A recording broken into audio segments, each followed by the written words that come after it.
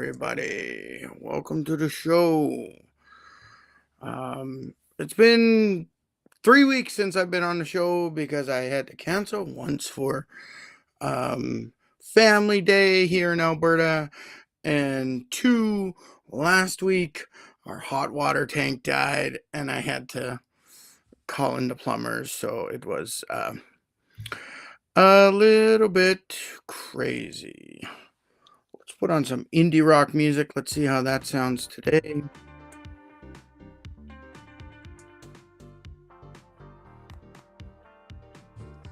I don't know. It's supposed to be indie rock. I don't know what the hell that means.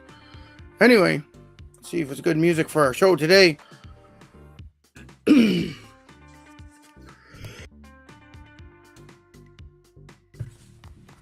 So the last two times we met, we were together. I was talking about the Alberta labor standards, and we were on their website, and we kind of went through each one of those, and we did it in two parts because there's a lot of stuff there, and that's something that small business owners really need. Yes. So get in there and learn it and do it. But I think we forget that HR is integrated into just about every part of the business, especially if you're a small business owner, because you don't have an HR department. It feels like this thing that's off to the side and doesn't really affect the everyday, but it does. It absolutely does affect the everyday. Everything you do that's dealing with employees is HR. It's all there. So today I just want to talk about how HR, sorry, there's someone at the front door. Oh, nobody I need to do it. So we have big businesses making these giant HR blunders. We see it all the time. Organization XYZ is laying off 1,600 employees or 6,000 employees. This is an HR mistake. Either beforehand, leading up to this, or in this moment, they're making an HR mistake. Let's talk about the in the moment right now. Big organization realized they're not going to make as much money as they did last quarter or last year. What's a quick way to make the books look good? Fire a bunch of people. We know HR in most organizations, employee wages is the biggest expense. But does that mean you can just get rid of your employees? If you're looking to have a healthy organization, certainly not cutting all your employees. It's not the way to go. I don't know what these big CEOs are thinking. Wait, I know what the big CEOs are thinking. They're thinking, make me look good as CEO. I balanced the books, or I stopped paying wages. We made more money because we were saving on the back end.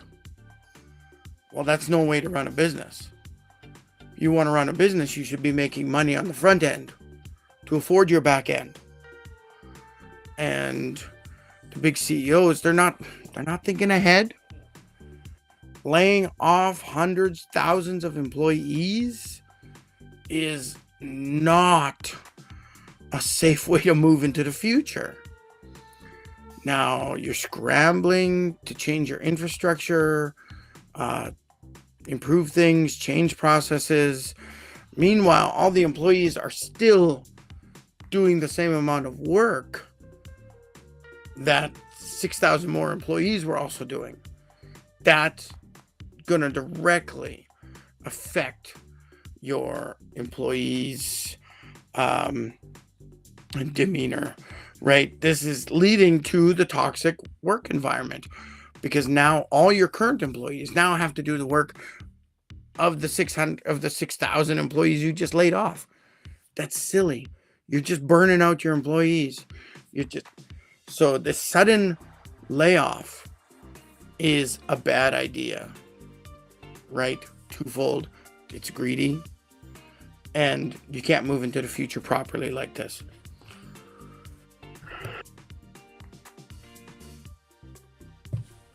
So that's in the moment. If a big CEO, a big organization is suddenly laying a bunch of people off, that's a bad move. Because how do you move forward, right? Now, leading up to this, if an organization has no other choice but to suddenly lay off a bunch of people, that means as they built the business, the organization, they made multiple mistakes. The growth of your organization was done wrong.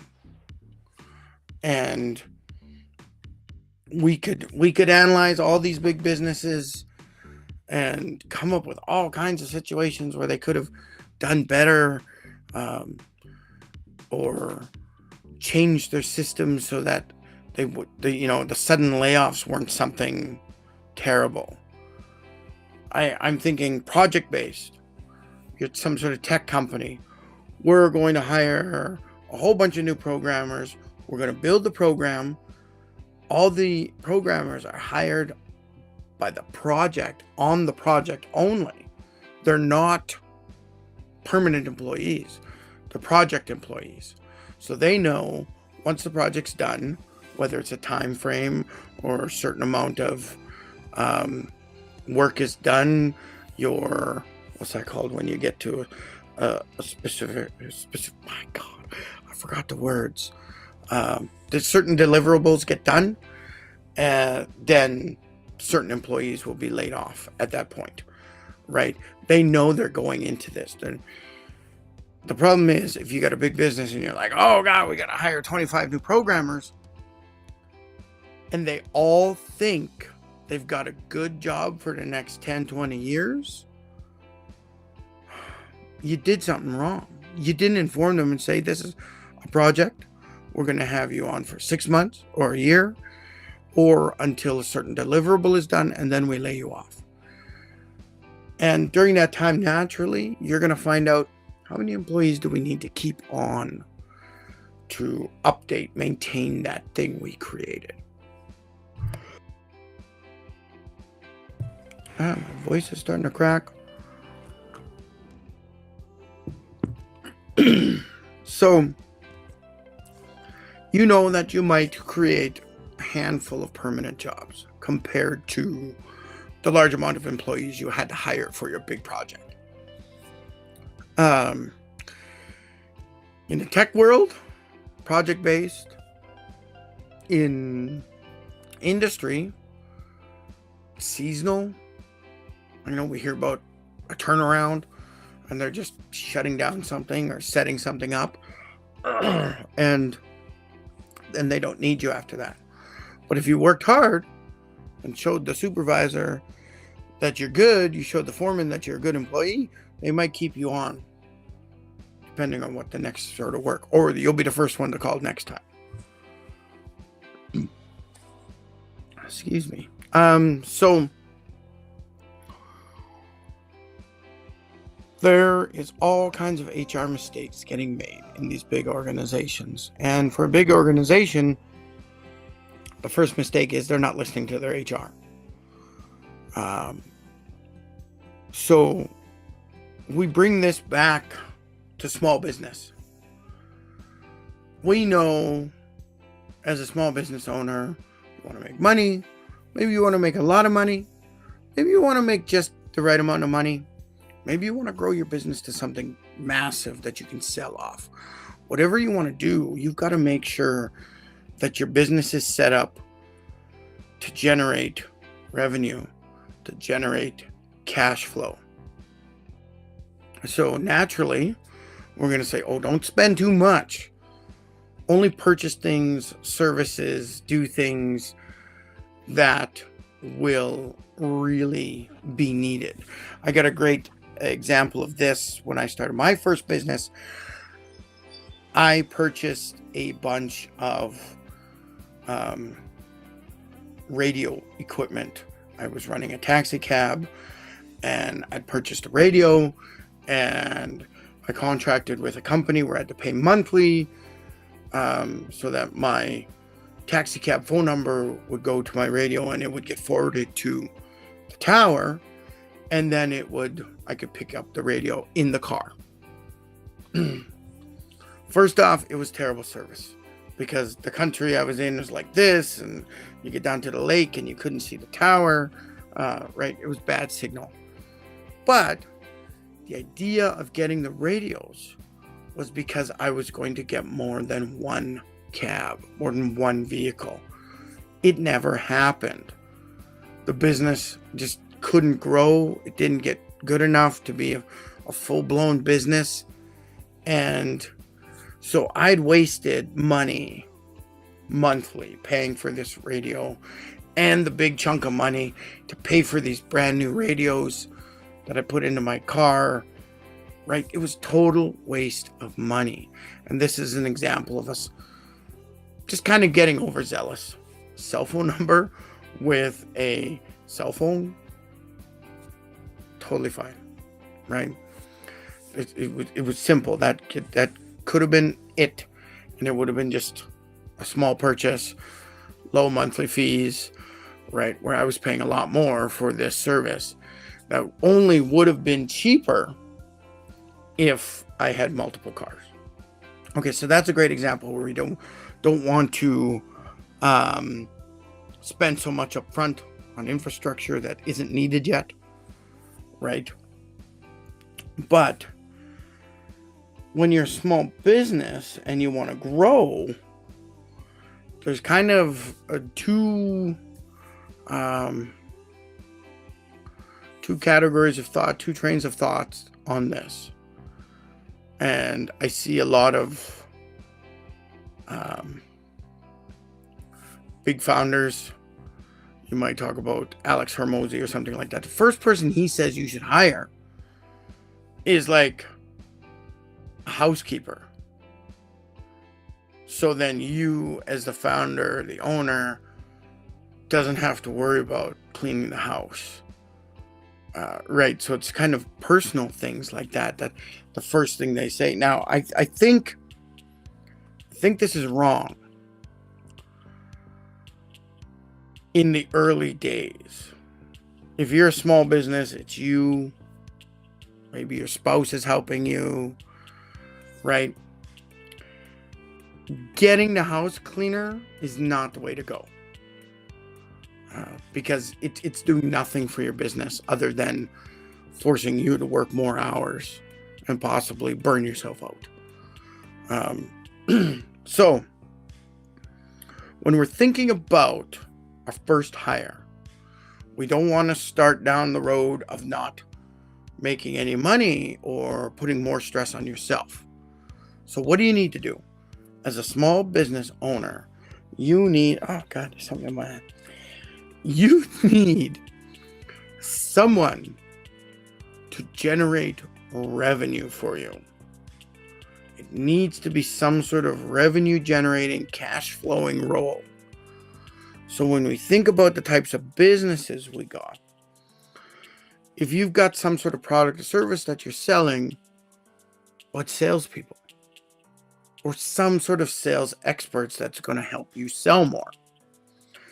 If you're looking at mom and pop convenience store, you're not going to hire a bookkeeper or administrator first, because that's your job as the small business owner. What you're going to do is hire someone to take over the till. It is that person who is directly client facing that allows you time to step away to build the business. So that person is now in place looking after the clients, the customers who come in, and even if it's just one shift, so then you can sleep in a little bit, or it allows you to do the bookwork yourself, and it also allows you to start planning. What's the next step for your business, right? It's vital if you want to grow the business, right? But if you're stuck working in the business but have more expenses, right? So you hired a admin assistant who's not dealing with clients, not generating any revenue. They are a liability, an expense that you're dealing with. You're trying to duplicate yourself. If you're in a sales role, you want to create another salesperson. Remember, no matter how well you train an employee, they will never be as good as you, and they will never care about the business like you do, because it's not their business. They don't need to work extra hours. They need to come in, start their shift, do their job, and leave. As soon as you start saying, oh, they should appreciate their job, or why don't they put in extra hours, or why don't they come in early to be prepared at the right time, that's all. You cannot expect that from employees.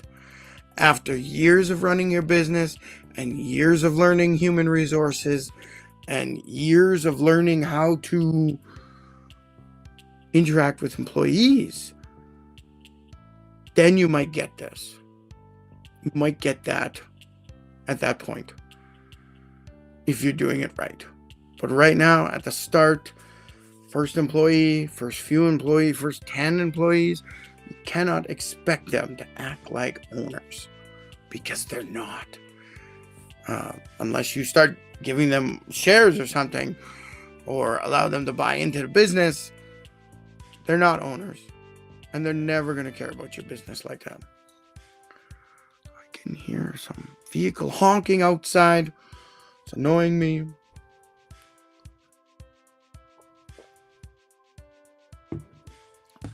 So the big businesses have put themselves in a position where they have to do drastic things to make themselves look good, and or because of greed, right? Shareholder stocks go up because I laid off a bunch of people. I mean, how are you moving forward, right? So this means that you had all kinds of issues before that. And I think one big issue for a big company is that it goes public. I mean, it's just a money grab. And all of a sudden you have, 1,000, 1 million owners who own a fraction of the company and are all super demanding. Or you stay as the single owner. Maybe you bring on a partner or something like that. I think that's a better way to go with the business, because you want your business, if you're going to sell your business or go public, you want it to go like this, right? You want your growth to be like this. But if you're thinking, this is my business, this is long term, I don't plan on selling for at least 20 years, right? You do a slow growth and get to a plateau where it's comfortable. You're making enough money, you're not overspending with employees or back end stuff, and you got good cash flow. It allows you to do things and allows you to take home a proper wage. Too often, small businesses, we don't pay ourselves. When I worked in my first taxi cab business, I paid myself $20 from the money I earned that day, each shift. And I would just go eat. And then I would end my shift and go home and do nothing, right? Because I had no money. And I think that's kind of a misconception that people seem to think, even employees seem to think, that a business owner is like super rich. Okay, if you're driving around with a brand new car every 6 months and it's like some super fancy, super sports car or whatever, you might be flaunting your money a little bit too much. So you might be making great money. So instead of showing off, flashing that money, why aren't you making sure your employees have proper wages? And it always comes back to this, man. If you can't afford to pay at least a living wage in your area, then your business isn't ready to hire anyone. So there's two things you're looking for when you're hiring your first employee. Is my business making enough money to afford a new person? And can I afford to pay the local living wage? Here in Edmonton, I believe it's up to $22.80 or something like that. So if you're making less than $23 per hour here in Edmonton, you are earning poverty wages. If you are paying less than $23 an hour here in Edmonton, you are paying poverty wages. It is not illegal. We know here in Alberta that the minimum wage is $15 an hour. Less if you're silly enough to hire teenagers and just pay everybody the same, man. I don't care if they're a teenager or not.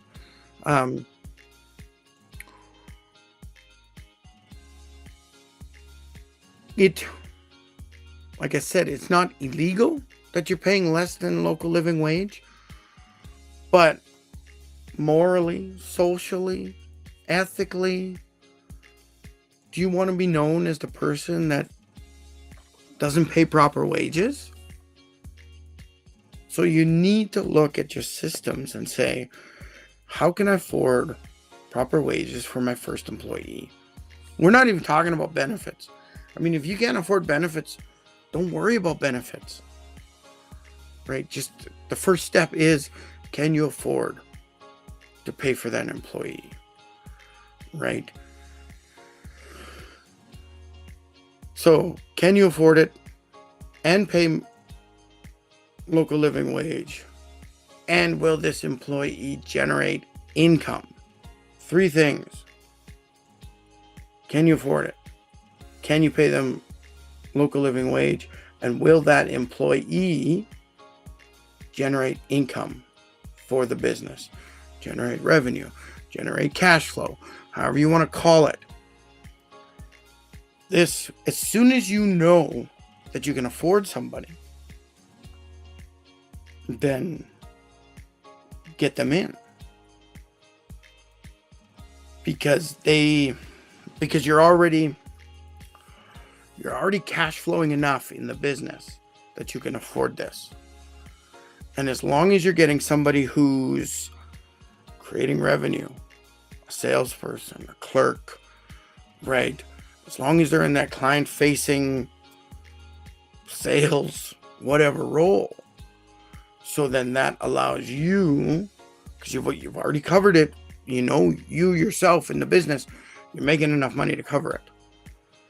But as soon as you get them, then your business is going to make just a little bit more.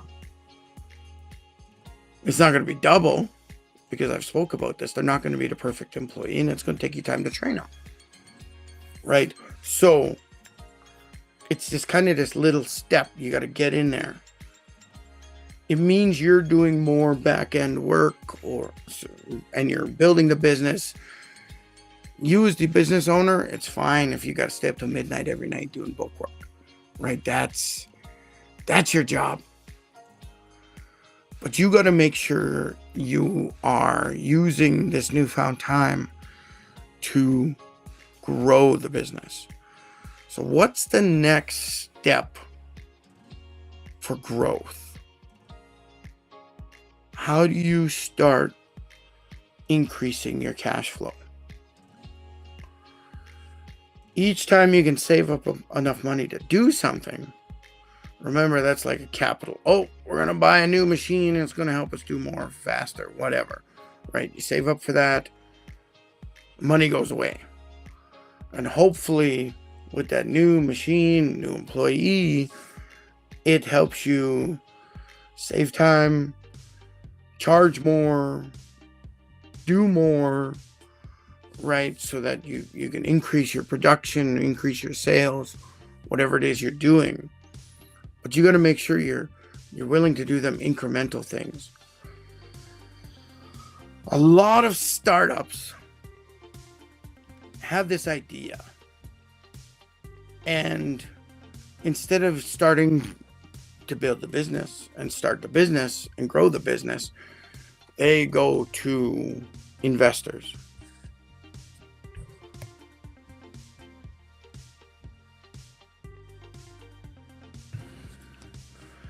They've got to sell the idea to these investors and basically sell part of their business to the investor at the same time. So some sort of startup, cool idea, but they feel they can't get started. They can't bootstrap themselves up with their own money, the owner. They go to the investors. This can be good, this could be bad. Get you going, yes, but it's bad. The investors are going to demand their money back sooner or later. And they're going to want proof on how you plan to pay them back, and proof of how their investment in the business is going to grow. So there's always, you're giving up your freedom, essentially. But some people like this.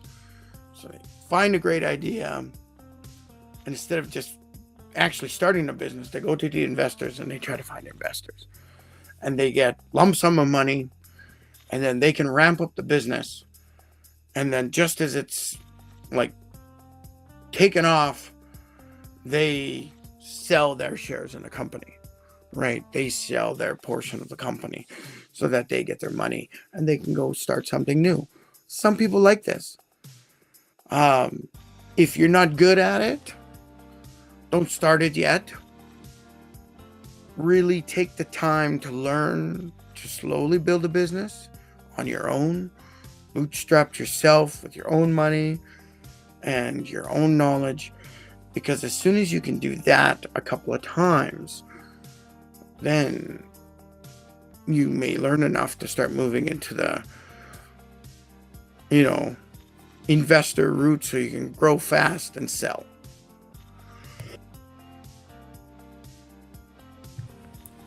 That's something, someone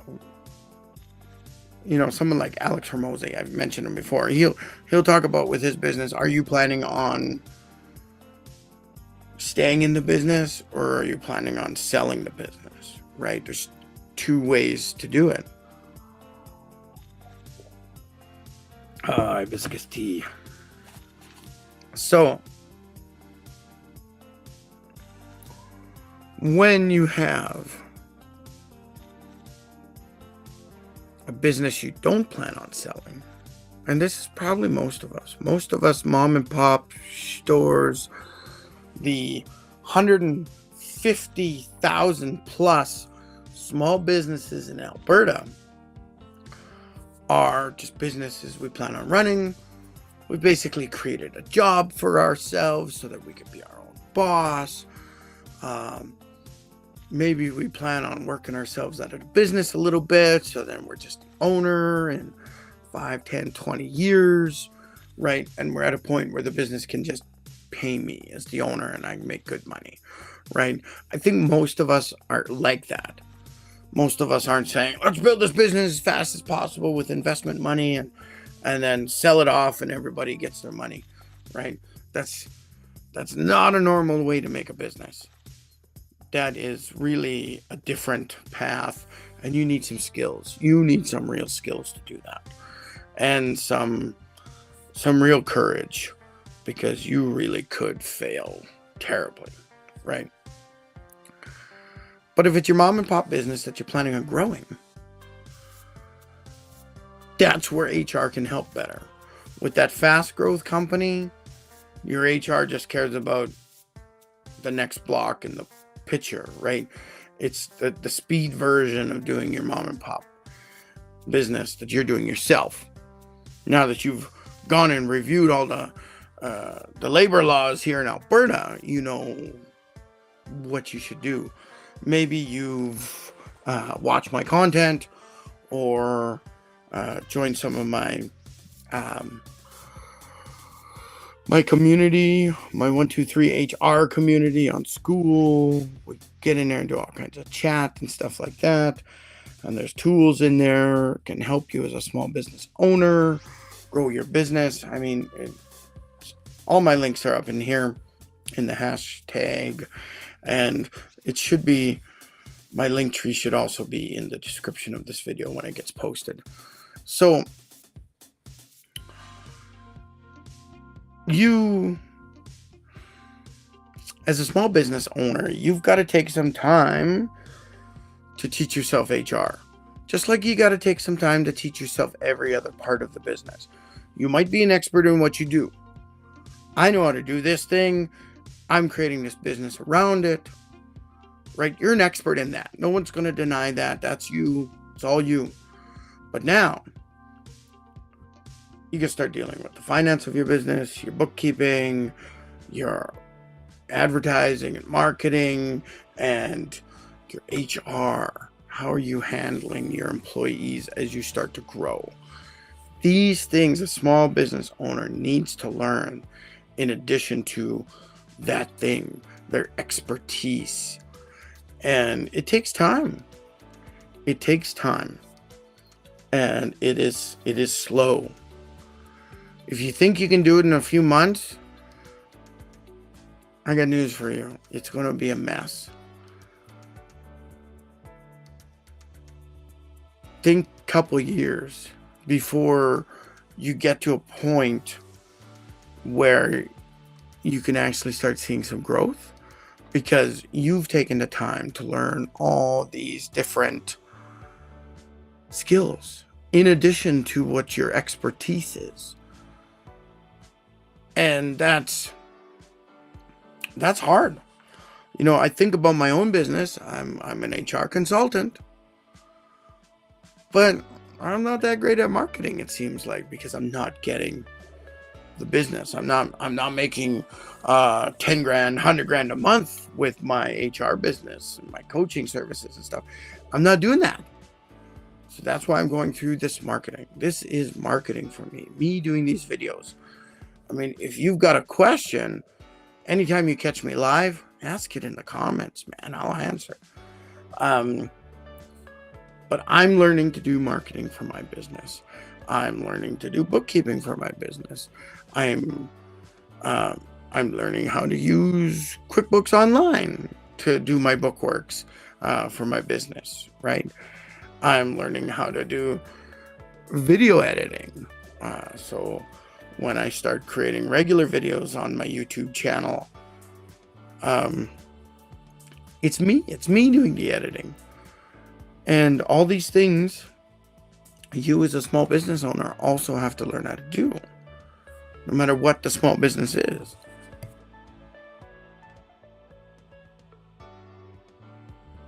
Now, some sort of home-based crafting business or something like that, you don't have to worry about it too much. I mean, especially if you're retired or something like that. Shout out to my mom. I mean, you're not going to make enough money for the tax man to worry about it, so don't worry about it. I think here in Alberta, the general rule is if you make more than $30,000 on something, then you should incorporate, and you need to claim that money that you've generated. So simple books, every time you sell something, how much you sold it for, how much money you made up to that point, and you do that kind of each month or each year. I mean, if you're only selling 30-40 items in a year, yeah, one sheet, even if you're just writing it on a piece of paper, or if you can learn how to do a spreadsheet, Excel, just every item, what you sold, who you sold it to, how much you sold it for, and then a running balance showing how much money you made. As soon as you start making a little bit more money, then you start claiming that with your taxes each year. Oh boy, yawning. It's probably because I'm talking too fast and I'm not breathing.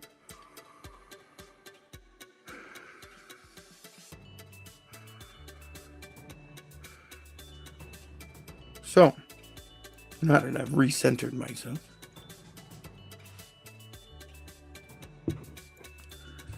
anyone have any questions? Ask them. I know you're listening. I know you're listening.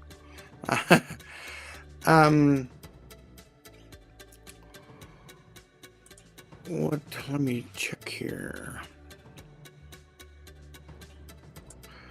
Yeah, if you want to. Oh, wait. Leaving that on. Right.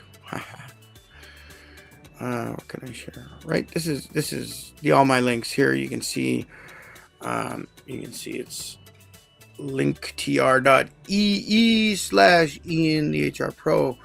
Right. You go there. It's going to give you the same links over here. These are my general links, and I've got a brand new Hire Right the First Time ebook that you can purchase, and I've got Stop Staff Drama ebook that you can purchase, and I got People Problem Fix ebook that you can also purchase, and I've also got an Indigenous EDI ebook to help small businesses start their, what's the word I'm looking for, their reconciliation journey. So this, for small businesses, you can start implementing some simple things to show that you're not a racist business and you care about Indigenous people of this country. So those simple things are there. And of course, the link to my 123 HR community on school is also here. You can go check it out. It's free to join. You just have to do the application process and let me know why you're joining. But it's free to join. And there's a bunch of tools in there to help you with your HR learning. Let's see, what else?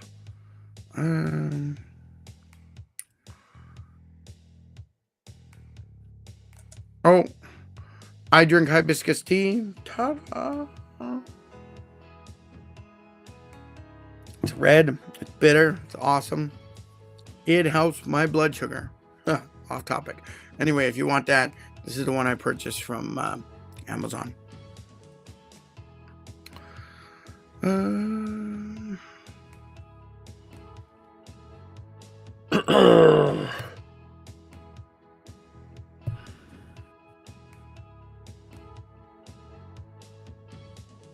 Got nothing good here to share right now. And that's fine. So I'm trying to create tools. I'm trying to create these videos to help you out. I want your feedback. I want you to tell me what you really need help with, and I'll make a video about it, or I'll talk about it at next live.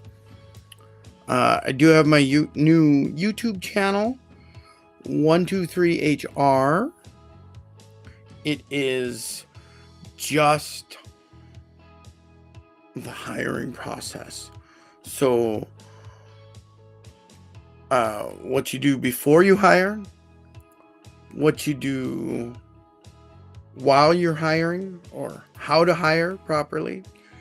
And then the third section is what you do after you hire. So the onboarding, the training, and things like that. And I will also be talking about more stuff on that channel, like the ongoing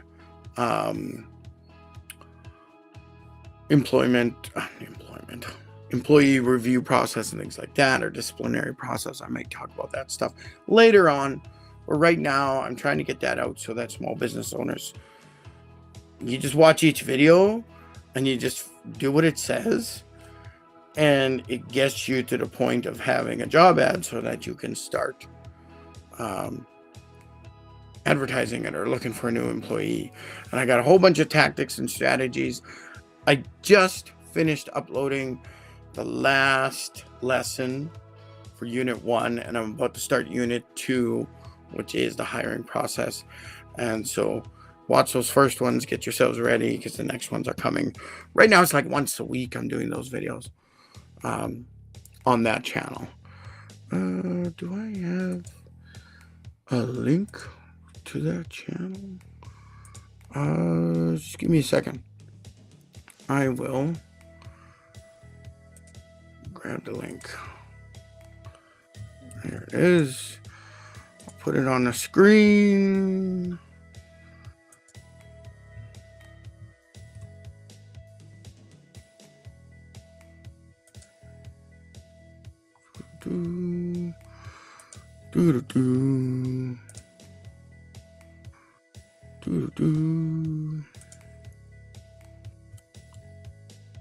I'm calling it 123 HR because that's basically the 3 steps to hiring, right? Before you hire, during your hiring, and after you hire. So you got 3 different areas that you kind of have to learn and do in order to get a good hire. So here's that link, 123 HR. This is my new YouTube channel, and so I think it's really going to help employees once I get enough videos up there. Or not employees, employers. Once I get enough videos up there, then you'll be able to just follow the process. And I think that's pretty nice, pretty easy. Some of the videos are super short, like 4 or 5 minutes. Some of the videos are a little longer, 20 minutes, but it depends on the topic and how much I ramble on. I'm good at rambling. Yep.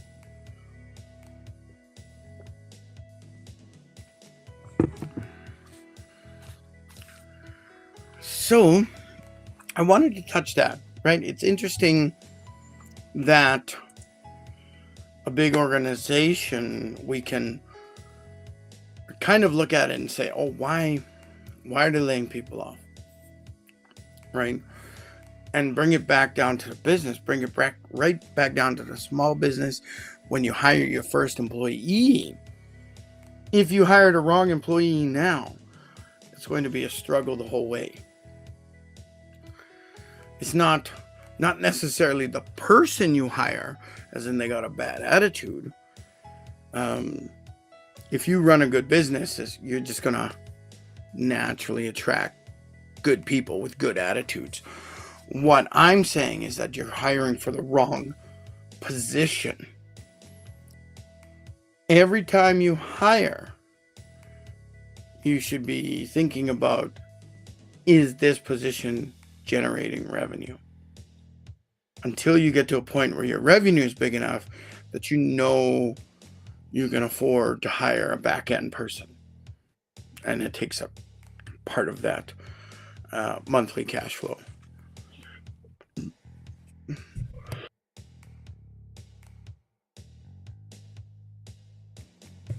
Now I drank my tea too fast and I'm burping. I'm sorry. So I'm happy to answer questions. If you ask your questions after the live or during the live, I'll try to address them the next time I'm on, or on the YouTube channel. I will try to answer in the comments. So I'm open to that. Just don't be stupid and mean. Don't be that person that nobody likes, man. So yeah, I think that's all I got for you today. There's nothing else. I mean, short show today, 44 minutes. I thought the topic was going to be a little bit longer, but I guess I know my stuff and I was able to talk about it pretty quick. Yeah. So when you see on the news and big companies laying off hundreds, thousands of people, think about why they're doing it. Anyway, I'll talk to you all later. See you later. Bye. I love you all. I'm going to end this stream now. And then I'm going to awkwardly sit here until it